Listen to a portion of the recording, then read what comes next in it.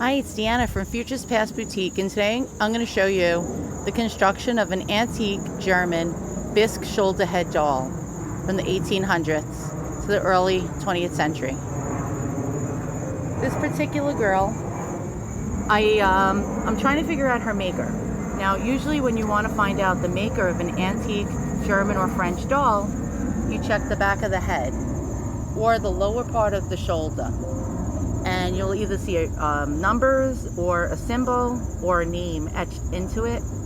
This particular one's shoulder head was glued down so well to the shoulder head that if I pull it, I'll rip the body. And the back of her head has old remnants of glue that used to hold her wig on. So it would take me quite a long amount of time to try to get this glue off because it's really, really glued very, very excessively.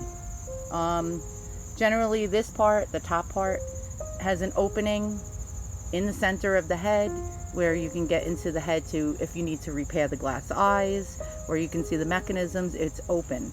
But somebody must have placed burlap over the top of the head and glued it to attach the wig to it. So this would take me a good 30 minutes to 40 minutes to get this glue off gently enough where I don't damage the doll.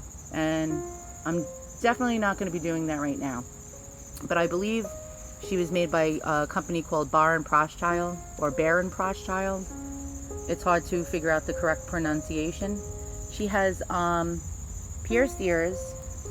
Actually, she doesn't have pierced ears. Generally, some of these dolls have a little hole in the lobe of the ear that earrings were placed into. It looks like somebody glued wires with beads attached to it to make her have the appearance of pierced ears, which is quite cool, quite nifty. And you can see the construction of her face. Her features have multi-stroke feathered eyebrows, upper and lower painted lashes. She must have sleep eyes, but I can't get in there to see if there's leaded weight mechanisms in there. I don't think her eyes are paperweight, meaning they're set not to sleep. They do look like they would be sleep eyes. She has an open mouth with teeth. So a little cutout was made into these dolls' heads, and little porcelain teeth would be inserted. The earlier dolls have closed mouths without teeth inserted. So, okay, so I'm going to show you the construction of her body. So as you can see here, her body is kid leather. Excuse me a moment. I'm trying to get a better shot because the sun is really strong here. So the upper arms are made out of kid leather with a little divot in there so you can like bend the elbow a little. Bisque hands. The upper portion that's attached to the shoulder is kid leather. Now her legs, the construction of her legs, there was a certain name for it, and I don't know if I'm pronouncing it correctly, but Knee Ultra Plus. And so over here there's a little rivet, metal rivet, like a button, that was placed in here so her legs can move freely. Generally, the earlier dolls did not have this, and it was just straight leather going down like that. And so their bodies were more rigid, and you were unable to really pose them as well.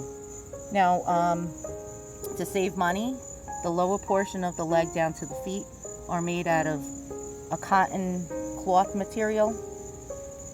And you can see the little divots in the kneecap area to give it more motion, so it's less rigid. But this is generally what a shoulder head German or French doll looks like underneath their clothing, so you can get an idea, because I've been showing you a lot of videos of antique dolls and some of them are shoulder heads. Now a socket head is a totally different animal, and when I want to explain to you is that the socket head is a head that turns. It turns, you can turn it in a 360 degree motion.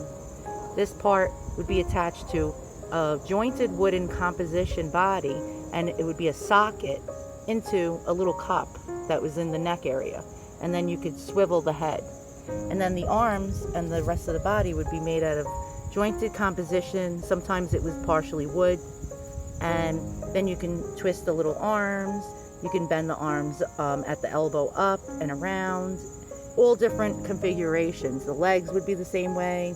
It would be jointed by the knee area, and you can twist and turn the legs in different directions and motions.